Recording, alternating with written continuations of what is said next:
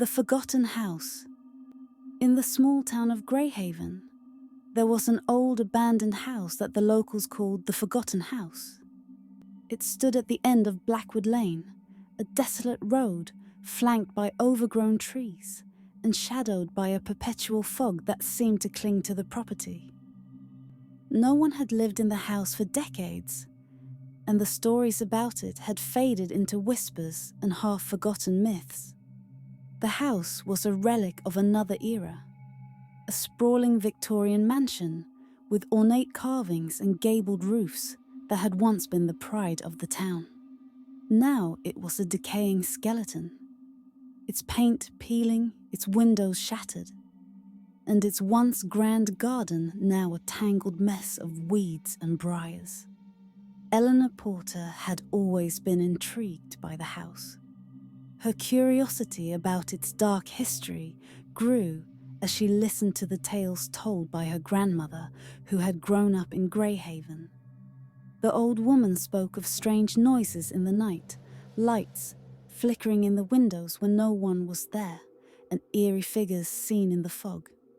Eleanor had dismissed these stories as nothing more than superstitious ramblings, but her interest had never waned.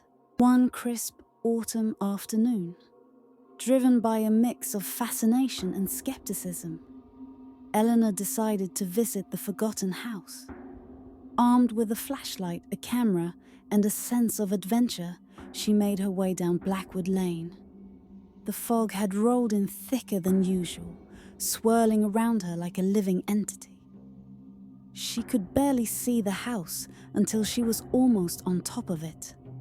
The mansion loomed before her, its silhouette barely discernible through the mist. Eleanor hesitated for a moment, feeling a shiver run down her spine.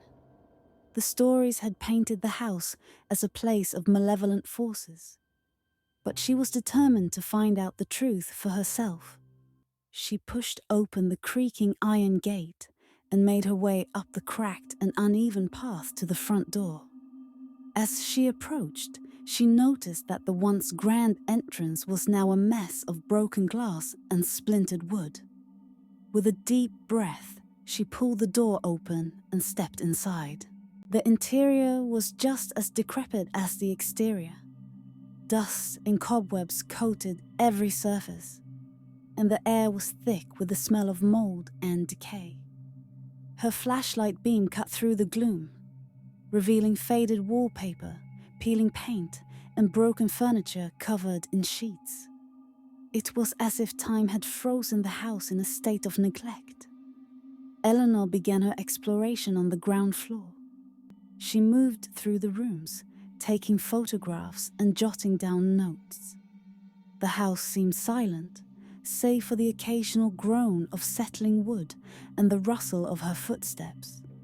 She tried to shake off the uneasy feeling creeping over her, attributing it to the eerie atmosphere and her own overactive imagination. As she ventured further, Eleanor found herself drawn to a door at the end of a narrow hallway. It was smaller than the others and had a heavy, ornate lock. Her curiosity piqued. She fumbled with the lock and, to her surprise, it gave way with a rusty click. The room beyond was unlike the others. It was small and unremarkable, with a single dusty window and a wooden floor that seemed in better condition than the rest of the house. In the center of the room was an old ornate mirror, its surface covered in a thick layer of grime. Eleanor approached the mirror, wiping away the dirt with her sleeve. The reflection that stared back at her was almost normal, save for a strange distortion around the edges. She shook her head, attributing it to the poor condition of the glass, and snapped a few more photos. As she was about to leave, she noticed something odd. The reflection in the mirror seemed to flicker, as if the image was not quite in sync with the real world. She stepped back, her heart pounding, and the flickering stopped. Her rational mind tried to dismiss it as a trick of the light, but the sense of unease persisted. Deciding it was time to leave, Eleanor made her way back to the front door. As she approached, she heard a faint, echoing sound behind her. It was a low, guttural growl, barely audible over the creaking of the house. She froze, her breath catching in her throat. The sound came again, closer this time. Her flashlight beam swung around, revealing nothing but shadows and dust. She quickened her pace, her footsteps echoing in the empty hallway. The growling sound followed her, growing louder and more insistent. Panic surged through her as she reached the front door, only to find it inexplicably jammed. Desperately, she pulled and tugged at the door, but it wouldn't budge. The growling grew more frantic, and Eleanor could feel a cold presence closing in on her. Her heart raced as she glanced around, searching for another way out. The growling seemed to be coming from the direction of the small room with the mirror. Summoning her courage, Eleanor made her way back to the room. The door to the small room was slightly ajar, and she could see the mirror's reflection shimmering in the dim light. She took a deep breath and pushed the door open. The room was now colder, and the air felt heavy with an oppressive force. The mirror's reflection was more distorted than before, and Eleanor could see shadowy figures moving behind her in the glass. She turned around quickly, but the room was empty. The growling sound was now accompanied by a harsh, scraping noise, like claws dragging across the floor.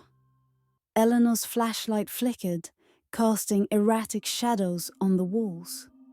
She felt a chill run down her spine as the figures in the mirror grew clearer, their faces twisted in grotesque, silent screams.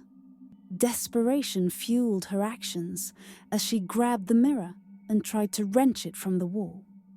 The scraping noise grew louder, and she could feel a presence pressing in on her. The mirror came loose with a final, satisfying thud, and she stumbled back, clutching it to her chest. In a surge of adrenaline, Eleanor ran back to the front door, her heart pounding in her chest. The door finally gave way, and she burst out into the foggy night. She glanced back one last time, but the house was shrouded in darkness, its eerie presence retreating into the fog. Gasping for breath, Eleanor made her way down Blackwood Lane, the fog swirling around her like an otherworldly barrier. She glanced at the mirror she still held, its surface now eerily clear. As she stared into it, she saw her own reflection. But behind her, in the glass, was a dark, shadowy figure with hollow eyes and a malevolent grin. The figure seemed to reach out from the mirror, its fingers stretching towards her. Eleanor's breath caught in her throat, and she dropped the mirror, shattering it on the ground. The figure vanished, but the sense of dread lingered. The following day, Eleanor returned to the house, determined to face her fears. But when she arrived, the mansion was gone. The ground where it had stood was nothing but empty space. The fog dissipated, and Blackwood Lane was nothing more than an overgrown path leading nowhere. Eleanor never spoke of her experience to anyone. The forgotten house became a legend, a ghost story whispered among the townspeople. But Eleanor knew the truth. She knew that something dark and malevolent had been waiting for her in that house, something that had reached out from the mirror to claim her. And as she looked at the shards of the broken mirror in her attic, she couldn't shake the feeling that the darkness was still watching, waiting for the next person to come too close to the forgotten house.